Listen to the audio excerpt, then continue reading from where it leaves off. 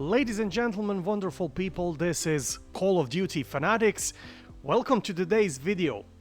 This one is going to be a little bit different comparing to what you are used to, where we are diving deep into the current state of Call of Duty and asking the question on every fan's mind: what in the world is going on with this iconic franchise? From leaks to delays, and from underwhelming game mechanics to controversial decisions by Activision, it's hard not to feel like Call of Duty is getting completely out of control. In this video, we'll explore the various issues plaguing the series and discuss what this might mean for its future. So make yourself a little bit of popcorn and sit tight, because we have a lot of things to cover. The rules have changed. There's a fine line between right and wrong. And somewhere in the shadows, they send us in to find it. 126 actual. Target is in the main house. You have execute authority. Bravo 6. Going dark. To start, let's address the elephant in the room: the widespread criticism surrounding the recent Call of Duty games. And when I'm talking recent, I'm talking about all of the games from Modern Warfare 19 up to today. Whether you are a longtime fan or a newcomer to the series, it's hard to ignore the sense of frustration that's being building up in the community. From botched games launches to lackluster content updates, it feels like each new installment in the franchise is met with more disappointment than excitement. We'll take a look at some specific examples, such as the delays in releasing the Verdansk map in Warzone, the mixed reactions to the recent campaign teasers, and the controversial decisions that have left fans scratching their heads. Why are these things happening, and what does it mean for the future of the franchise? And guys, yes, you heard me well, Verdansk is delayed once again. First information was that Verdansk is going to be released with the release of the Black Ops 6. Then they said they're gonna postpone it until the Season 2 of Black Ops 6, and now all of a sudden they're postponing it even more because Raven Software or whoever is behind the schedule on this project, which is very heartbreaking. The term curse has been throwing around a lot lately in the community, and while it might sound dramatic, it's not entirely unfounded. The past few years have seen a series of unfortunate events for Call of Duty, almost as if the franchise is under some kind of a spell. Just remember Vanguard, and you will understand what am I talking about. Consider the recent leaks of Black Ops 6 multiplayer, which revealed features that left fans underwhelmed, or take the shutdown of popular modes like H2M, which were beloved by the community but met their end at the hands of Activision.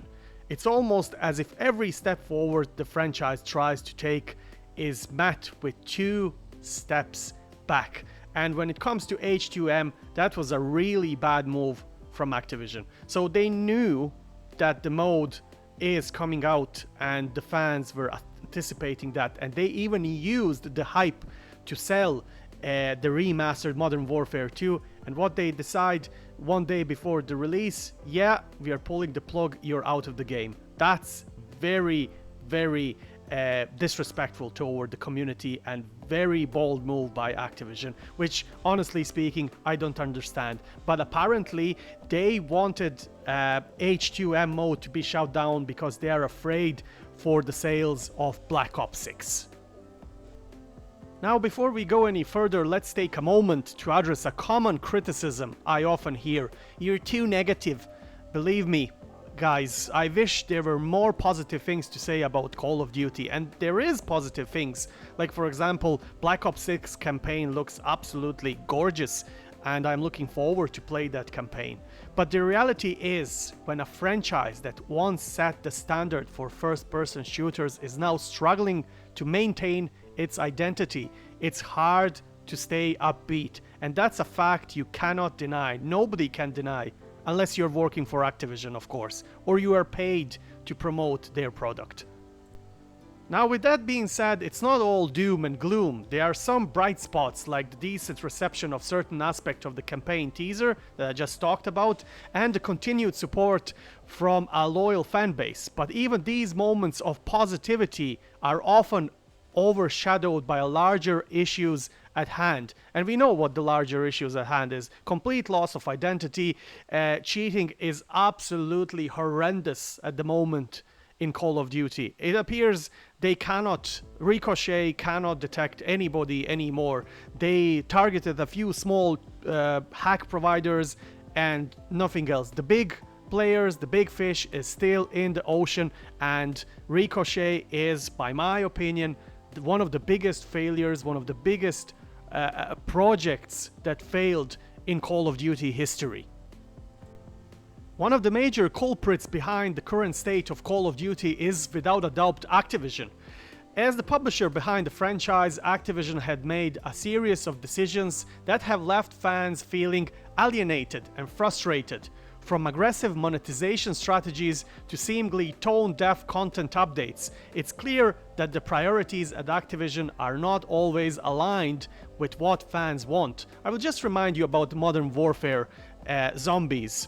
Modern Warfare 3 zombies. First of all, they killed off the DMZ for that mode, and everybody was saying, yeah, okay, let's see, maybe the Modern Warfare zombies would be something, let's say, a step further comparing to DMZ, but it was a step back in regards of the content. Especially, we got bombarded with the content on the release days. First season, everything was fine, and all of a sudden they dropped the whole project. They scrapped zombies completely because they managed to milk the money out of you, me, everybody, and that was it. They were changing their focus to something completely different. For instance, the decision to delay the Verdansk map in Warzone not once but twice has left many players feeling like they're being strung along. And let's not forget the constant push for new content that often feels rushed and incomplete. It's no wonder that fans are starting to lose faith in the franchise, and I would be the first one to say that. Guys, you probably know how active I was during the Verdansk times, during the Modern Warfare 2019 Cold War. I was very active. I was reporting on every bit of news. Ever since Modern Warfare 2 came out and Vanguard, that was it for me. I couldn't find the motivation, content was lacking all the time, viewership was getting down, and I just simply decided not to report anymore on Call of Duty. And I was doing this out of pure passion.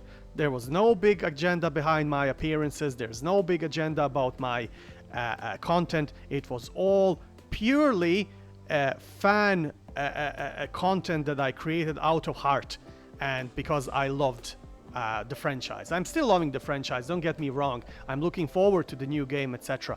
But the problem is that if we don't see some improvements very soon, we are gonna soon witness the complete downfall of Call of Duty. All of these issues have had a profound impact on the Call of Duty community. What was once a thriving and passionate player base has started to fracture, with many fans voicing their frustration on social media and in forums. The rise of geo-leakers and other critics is a symptom of a larger problem, a community that's tired of being let down. But it's not just the fans who are feeling the strain. Content creators, streamers, and even professional players are starting to question the direction of the franchise. When the people who have built their careers around Call of Duty are starting to lose faith, it's clear that something needs to change very soon. So where do we go from here? Is there any hope for Call of Duty to turn things around? The answer to this question is very complicated. On one hand, the franchise still has a massive following and the potential to return to its former glory. But on the other hand, the issue plaguing the series are not going to disappear overnight.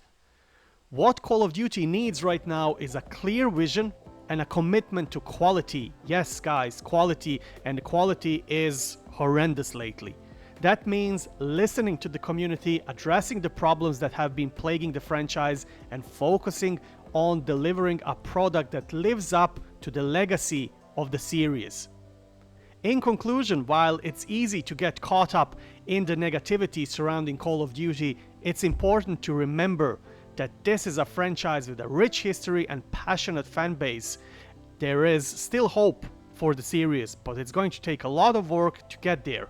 Here's hoping that the power that be at Activision and the development studios can turn things around before it's too late.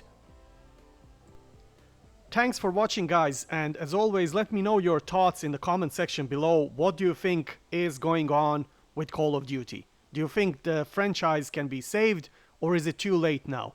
Let's get the conversation started. And until next time, my fellow Warzone citizens, I wish you all the best and stay frosty.